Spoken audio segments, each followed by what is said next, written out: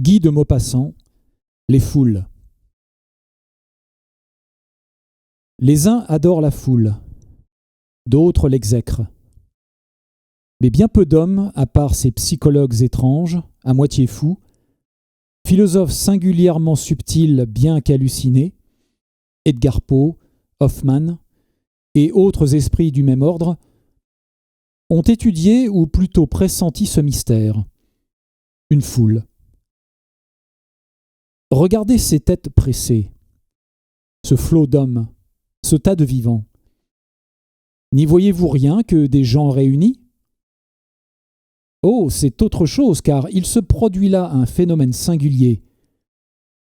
Toutes ces personnes, côte à côte, distinctes, différentes de corps, d'esprit, d'intelligence, de passion, d'éducation, de croyance, de préjugés, tout à coup, par le seul fait de leur réunion, forment un être spécial, doué d'une âme propre, d'une manière de penser nouvelle, commune, et qui ne semble nullement formée de la moyenne des opinions de tous.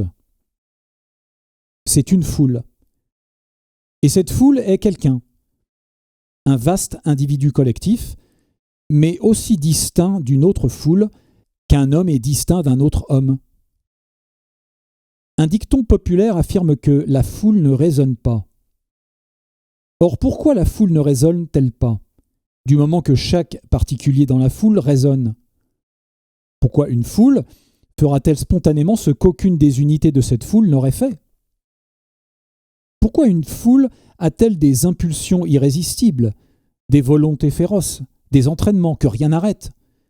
Et emportée par un de ces entraînements, accomplit-elle des actes qu'aucun des individus qui la composent n'accomplirait ? Dans une foule, un inconnu jette un cri. Et voilà qu'une sorte de frénésie s'empare de tous. Et tous, d'un même élan auquel aucun n'essaye de résister, emportés par une même pensée qui instantanément leur devient commune, sans distinction de caste, d'opinion, de croyances et de mœurs, se précipiteront sur un homme et le massacreront sans raison, presque sans prétexte.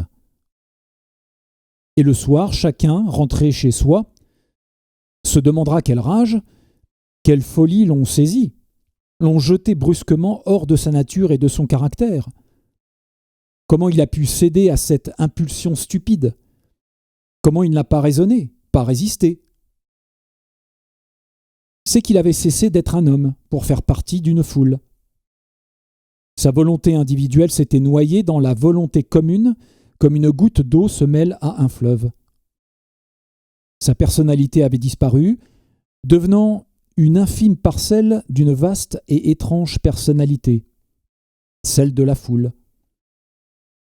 Les paniques ne sont-elles pas aussi un autre saisissant exemple de ce phénomène ?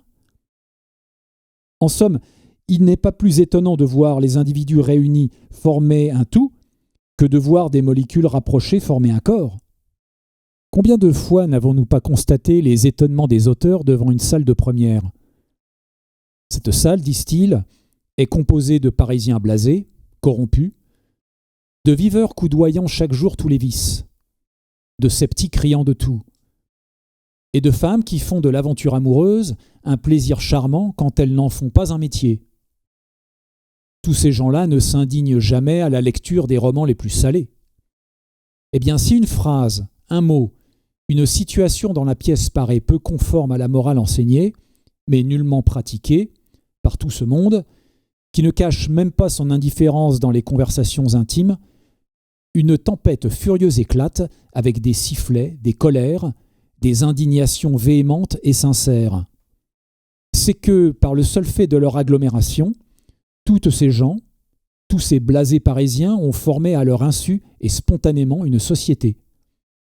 Et qu'en eux s'est développée tout à coup une sorte d'esprit social, cette âme collective des peuples qui enlève à chacun son propre jugement, ou plutôt le modifie au profit du jugement général, qui fait que tous, subitement, par la suite d'une sorte de dégagement cérébral commun, pensent, sentent et jugent comme une seule personne, avec un seul esprit et une même manière de voir. Or, la foule ne raisonne pas, dit-on, elle ressent, Et dans ce cas, sa sensation participe de toutes les idées accumulées et courantes, de tous les sentiments préconçus, de tous les préjugés anciens, de toutes les opinions établies qui pèsent théoriquement sur les institutions sociales. Faites une salle de forçats libérés. Le résultat sera le même qu'avec une salle d'honnêtes gens. Mais quand une personne lit un livre en sa chambre, elle réfléchit sans cesse, s'arrête, reprend un chapitre, se fait une opinion lentement, pose l'ouvrage pour méditer et souvent dépouille d'anciennes convictions que détruisent des raisonnements, se laisse séduire enfin par les hardiesses des novateurs originaux ou dompter par la vigueur des écrivains audacieux et justes. C'est au théâtre qu'on peut le mieux étudier les foules. Quiconque fréquente un peu les coulisses a entendu bien souvent les acteurs dire « La salle est bonne aujourd'hui » ou bien « Aujourd'hui, la salle est détestable ». C'est là une constatation dont on n'a pas donné l'explication. Telle scène, un soir, soulève spontanément les bravos des spectateurs. Les effets portent, dit-on. Et le lendemain, au même passage, il n'y aura pas un applaudissement, pas une personne empoignée sur 2000 assistants. Parfois même, on siffle le lendemain ce qu'on avait applaudi la veille. Nous nous contentons de constater que la salle est mauvaise. Fort bien. Mais pourquoi est-elle tout entière mauvaise ? Le public d'une semaine est identique tous les jours, n'est-ce pas ? Pourquoi ne se trouve-t-il plus 100, 50 ou 10 personnes pour rire là où toute l'assemblée éclatait le jour précédent ? Et si l'on doute de cela, qu'on aille 3 jours de suite à la même pièce. Et 3 fois, on aura des sensations différentes. On jugera l'œuvre de 3 manières. On applaudira 2 fois ce passage, 1 fois cet autre, 2 fois on rira à cette situation qui, la veille, n'avait point ému. Alors, constatez qu'une sorte d'harmonie s'est établie chaque soir entre votre manière de sentir et celle du public. Essayez d'y résister en raisonnant. Vous subirez malgré vous l'entraînement, la mystérieuse influence du nombre. Vous êtes mêlés à tous, enveloppés par l'opinion confuse, éparse. Vous entrez dans la combinaison inconnue qui forme l'opinion publique. Vous vous en dégagerez 1 heure plus tard, c'est vrai, mais au moment même, le courant établi vous emporte. Et chaque soir, le phénomène recommence. Car chaque salle de spectacle forme une foule, et chaque foule se forme une espèce d'âme instinctive différente par ses joies, ses colères, ses indignations et ses attendrissements, de l'âme qu'avait la foule de la veille et de celle qu'aura la foule du lendemain. Et dans la rue, chaque fois que vous vous trouvez mêlé à une émotion publique, vous la partagez un peu malgré vous, quelque intelligent que vous soyez. Car toute molécule d'un corps marche avec ce corps.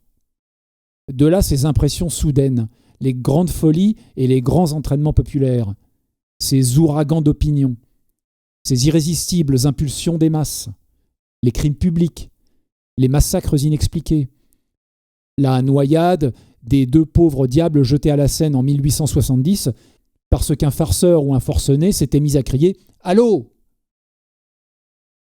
23 mars 1882.